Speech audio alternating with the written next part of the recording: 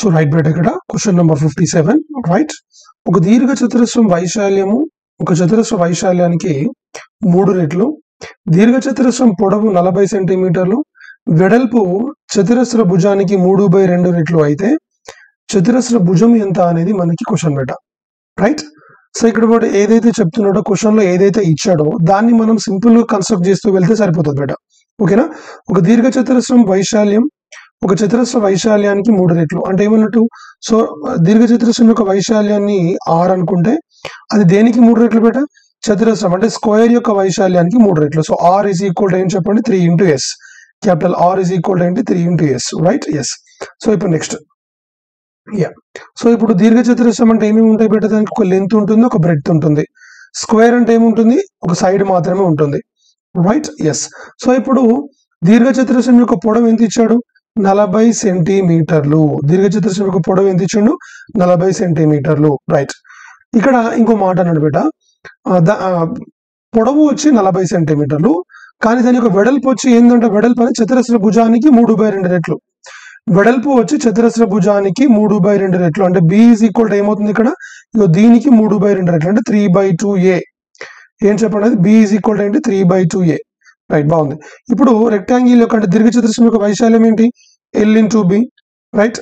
So ఇప్పుడు 3 square యొక్క వైశాల్యం ఏంటి, a square right. Yes. So l అంటే ఏంటి బేట ఇక్కడ 40.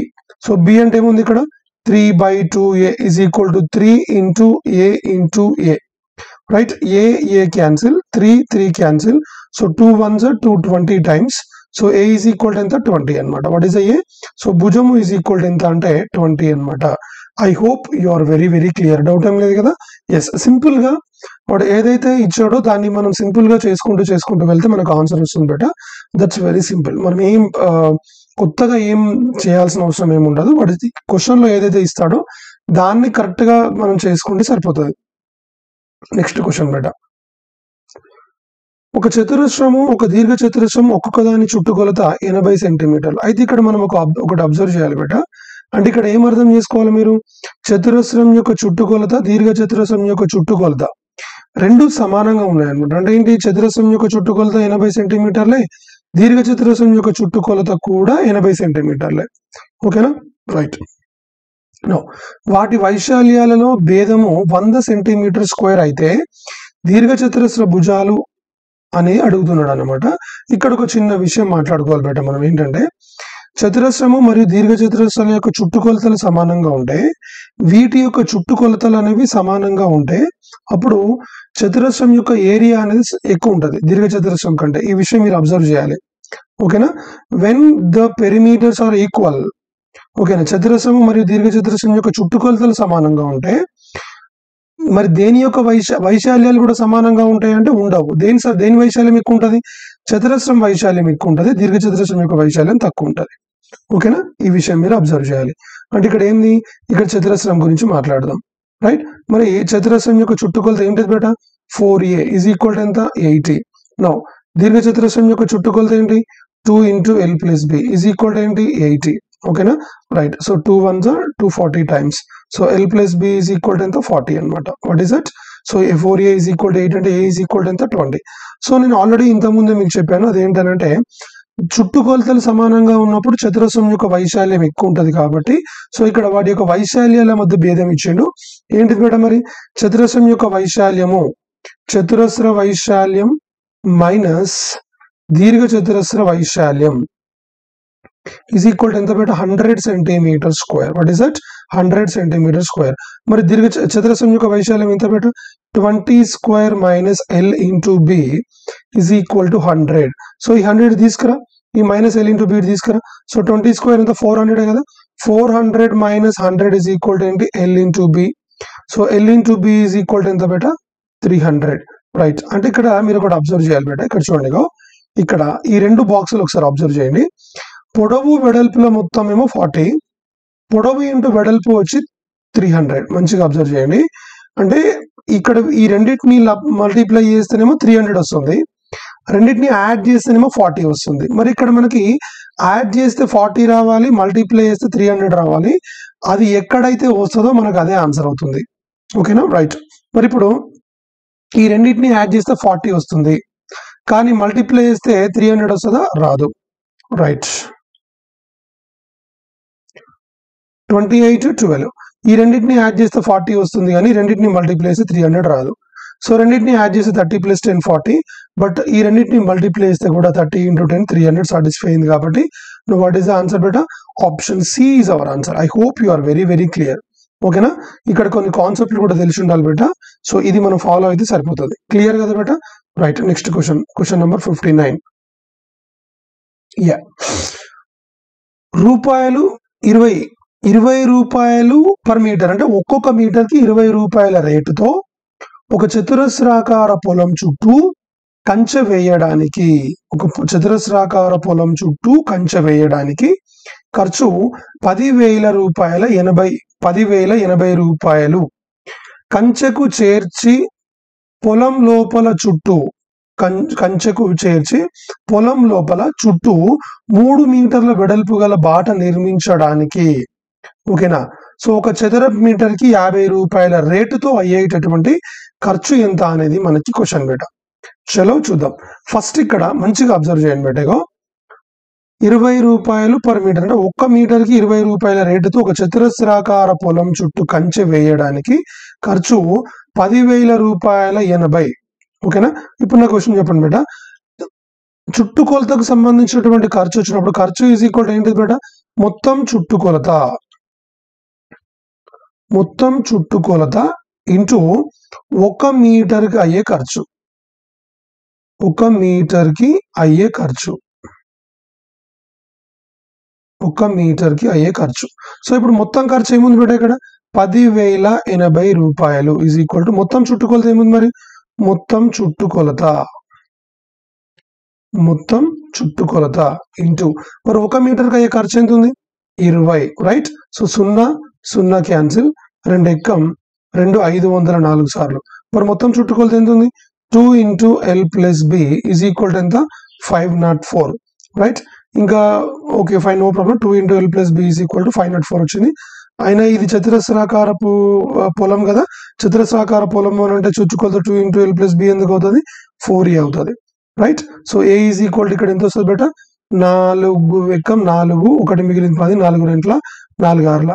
So A is equal to ఎంత బేట? 126. అంటే చతురస్రం యొక్క భుజం ఎంత వచ్చిందంటే 126 వచ్చింది బేట. క్లియర్?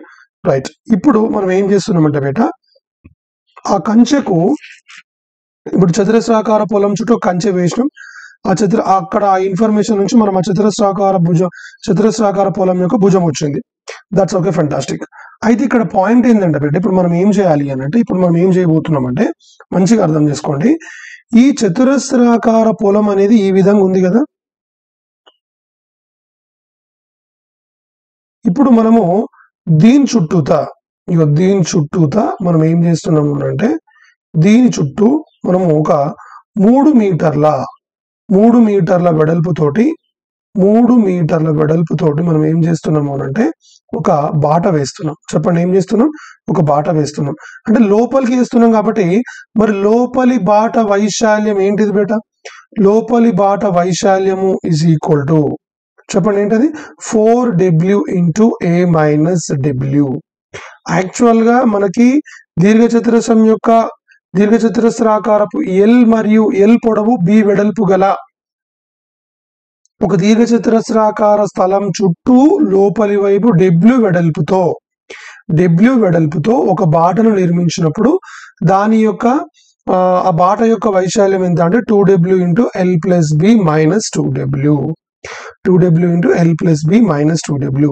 మరి అదే ఇప్పుడు దేనికి ఇది చతురస్రాకారంలో ఉన్నప్పుడు లోపలి బాట వైశాల్యం ఏమవుతుందంటే 4W × A - W. 4W × A - W. So ఇప్పుడు మరి ఎన్ని మీటర్లు? 3 మీటర్లు.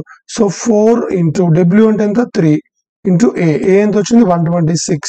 So 126 - 3. So 12 × 123. 12 × 123. That's okay, fine. ఇది లోపలి బాట వైశాల్యము. అయితే ఇక్కడ మనం ఒకటి చెప్పాలి బేట, 3 మీటర్ల వెడల్పు గల బాట నిర్మించడానికి 50 రూపాయలు పర్ మీటర్ స్క్వేర్ అంటే ఏంది?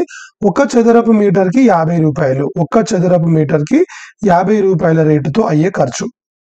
మరి ఇప్పుడు బాట వైశాల్యానికి బాట నిర్మించడానికి ఒక చదరపు మీటర్కి ఎన్ని రూపాయలు అవుతుంది బేట? 50 రూపాయలు అవుతుంది. మరి మనకి ఇక్కడ ఎంత వచ్చింది? ఇగో గింత వచ్చింది. బాట వైశాల్యం గింత వచ్చింది. సో మొత్తం ఖర్చు ఈజ్ ఈక్వల్ టు ఏంటిది బేట? మొత్తం వైశాల్యము ఇంటూ ఒక చదరపు మీటర్కి అయ్యే ఖర్చు. మరి మొత్తం వైశాల్యం ఎంత? 12 into 123 into 50, రైట్? సో ఇప్పుడు ఇది మొత్తం మల్టిప్లై చేస్తే మనకి ఎంత వస్తుందంటే బేట 12 into 123 into 5 అనేది మనకి ఎంత వస్తుందంటే 73800 అనేది మనకు ఆన్సర్ అవుతుంది. I hope you are very very clear. Doubt ఏం లేదు కదా? చాలా చాలా చాలా చాలా ఇంపార్టెంట్ బేట. కాన్సెప్ట్ అర్థమైంది కదా, రైట్? దీంట్లో ఏదో ఒక్క ఫార్ములా తెలిస్తే మనం చేయలేము. ఇక్కడ this is the question of with 3 or 4 formulas. ఓకేనా? చాలా ఫార్ములాస్ ఉన్నాయి దీంట్లో. ఓకేనా? ఇవన్నీ తెలిస్తేనే మనకు ఆన్సర్ చేయడానికి ఉంటుంది, లేకపోతే రాదు. నెక్స్ట్ క్వశ్చన్ బేట. ఒక చతురస్రాకారంలో ఉన్న పార్క్ లోపలి వైపున దాని భుజాల వెంబడి 3 మీటర్ల వెడల్పు బాట ఉన్నది. బాట 1764 మీటర్ స్క్వేర్ స్థలము ఆక్రమించింది. బాట వెలుపలి భాగం వెంబడి చుట్టుకొలత ఎంత అనేది మనకి క్వశ్చన్ బేట, రైట్? Okay, fantastic. ఇక్కడ ఒక చిన్న విషయం చెప్తా వినండి. ఇప్పుడు ఇదొక చతురస్రాకార స్థలం.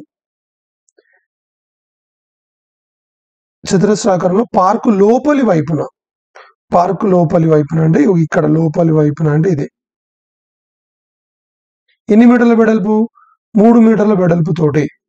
మరి ఇప్పుడు నా క్వశ్చన్ చెప్పండి, ఈ బాట యొక్క వైశాల్యం ఏంటి? ఈ బాట వైశాల్యం ఏంటిదంటే బేట చూడండి, 4w into a minus w. లోపలి వైపు అన్నాడు కదా, లోపలి వైపు అన్నాడు కాబట్టి 4w into a minus w. మరి బాట వైశాల్యం ఎంత ఉంది ఇక్కడ? 1764. మరి బాట యొక్క వెడల్పు ఎంత ఉంది? 3. So a minus 3. ఓకేనా? ఇప్పుడు చెప్పండి, నాకు ఇక్కడ 4 ముళ్ళు ఎంత? 12, రైట్? 12. సో 12 ఎక్కం 12, 5 మిగిలింది 56, 12 4 48 మిగిలింది 12 84. ఈ -3 ఇటు పట్టుకురా బేట. అప్పుడు a ఈజ్ ఈక్వల్ టు ఏమవుతుంది? 147 + 3 ఈజ్ ఈక్వల్ టు ఎంత అంటే 150. Clear, right? అంటే ఇప్పుడు పాయింట్ ఏంటంటే బేట, సో క్వశ్చన్ ఏంటి? ఇప్పుడు బాట వెలుపలి భాగం వెంబడి చుట్టుకొలత. బాట వెలుపలి భాగం వెంబడి చుట్టుకొలత అంటే ఇది ఆల్రెడీ మనకి ఏ అని తెలుసు కదా, ఇదే కదా మనకి ఏ. వెలుపలి భాగం ఏమంటే ఇదే మనం అనుకోవాల్సింది. This is what we have to calculate. ఓకేనా, రైట్? ఇది బాట వెలుపలి భాగం వెంబడి దాని యొక్క చుట్టుకొలత అంటే ఎంత అంటే చుట్టుకొలత ఫార్ములా ఏంటి బేట? మరి చుట్టుకొలత ఫార్ములా ఏంటంటే 4 ఇంటూ భుజం, 4 ఇంటూ సైడ్. సో 4 into 150 ఈజ్ ఈక్వల్ టు ఎంత బేట? 600 will be your answer. I hope you are very very clear. Option B. Doubt ఏం లేదు కదా? ఇవి యాక్చువల్ గా మనం ఏ అనుకున్నది ఇదే. వెలుపలి భాగం చుట్టుకొలత అంటే ఇదే అనమాట. ఓకేనా, right? This is the most most most important అనే విషయం మర్చిపోవద్దు. నెక్స్ట్ క్వశ్చన్ బేట. ఒక చతురస్రాకార స్థలం కర్ణం వెంబడి ఒకడు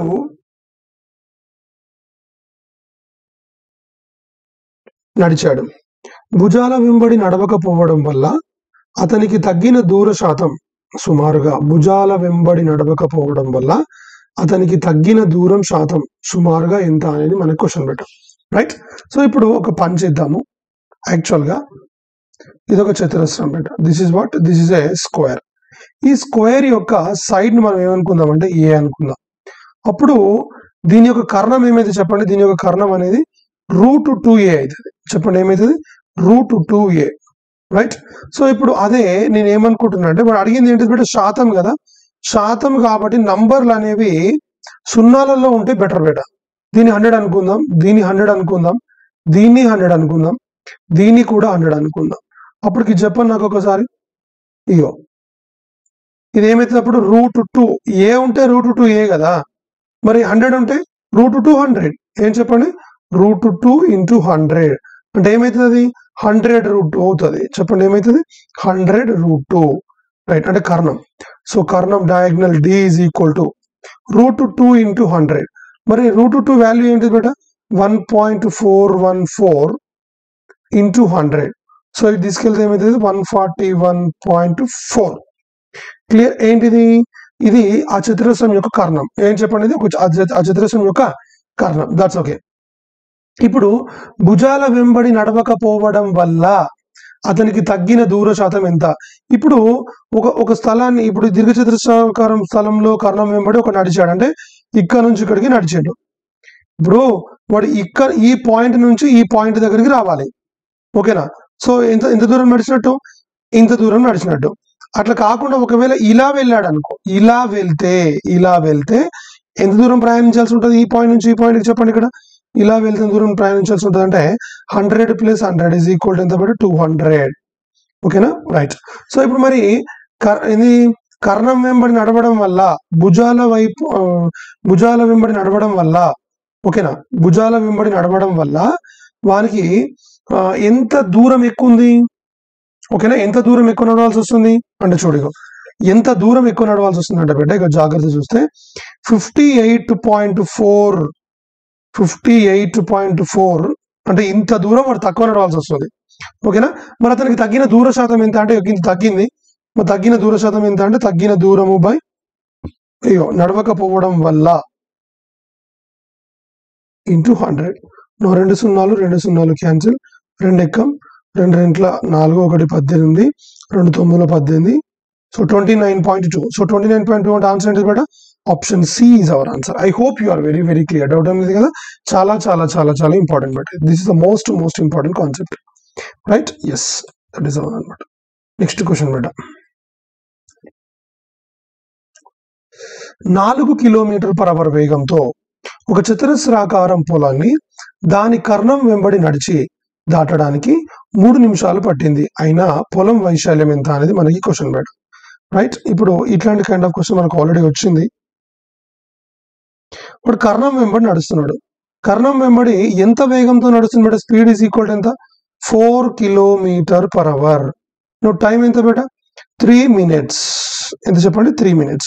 ఓ పని చేద్దాం, ఇక్కడ ఇది ఎలా ఉంది బేట? ఇది ప్రతి ఆప్షన్స్ అన్ని కూడా మీటర్ స్క్వేర్లలో ఉన్నాయి. ఎలా ఉన్నాయి చెప్పండి? మీటర్ స్క్వేర్లలో ఉన్నాయి. కాబట్టి వీటిని కూడా మనం మీటర్లలోకి, అంటే ఈ స్పీడ్ ని మీటర్/సెకండ్ లోకి, టైం ని సెకండ్లలోకి మార్చేద్దాం. మరి ఇప్పుడు 4 km/h అంటే మీనింగ్ ఏంటిది బేట? 4 ఇంటూ ఏంటది? 5/18, రైట్? అంతే కదా, 5/18. సో 20/18, 2 2 9 అంటే ఏమవుతుంది బేట? 10/9. 10/9 ఏంటిది? మీటర్/సెకండ్. మరి ఇప్పుడు 3 minutes అంటే ఎన్ని సెకండ్స్ బేట? 3 × 60 seconds is equal to 180 seconds, right? Yes, 180 seconds. అంటే ఇప్పుడు వాడు ఇక్కడ నుంచి ఇక్కడ దాకా నడిచిండు అంటే ఎంతో కొంత దూరం నడిచినట్టే కదా. మరి దూరం ఈజ్ ఈక్వల్ ఫార్ములా ఏంటిది బేట? Speed into time. స్పీడ్ ఎంత ఉంది అక్కడ? 10/9, ఓకేనా? సో ఇక్కడ ఇది స్పీడ్ ఎంత ఉంది? 180. సో 9 ఎక్కం, 9 2 20, సో 10 × 20 ఎంత? 200. సో క్వశ్చన్ ఏంటి బేట ఇక్కడ? మళ్ళీ అగైన్ పొలం వైశాల్యం. ఇది ఏంటిది బేట? డయాగ్నల్. ఇది 200 అనేది ఏం చెప్పండి? దిస్ ఇస్ డయాగ్నల్, అంటే వాడు ప్రయాణించుంటే మొత్తం దూరం. So this is diagonal. 200 అనేది డయాగ్నల్ అవుతుంది, రైట్? పొలం వైశాల్యం కనుక్కోండి, కర్ణం వచ్చింది. మరి పొలం చతురస్రాకారపు స్థలం యొక్క వైశాల్యము కర్ణం తెలిసినప్పుడు ఫార్ములా ఏంటిది బేట చెప్పండి? d²/2. ఏం చెప్పండి? d²/2. సో d అంటే ఏంది? 200 × 200/2. సో 2 ఎక్కం 200. 100 × 200 ఈజ్ ఈక్వల్ ఎంత? 100 × 200 is equal to 20,000, right? Yes, that is the concept. Option C is our answer. Doubt ఏం లేదు కదా, చాలా చాలా చాలా చాలా ఇంపార్టెంట్, రైట్? ఎస్.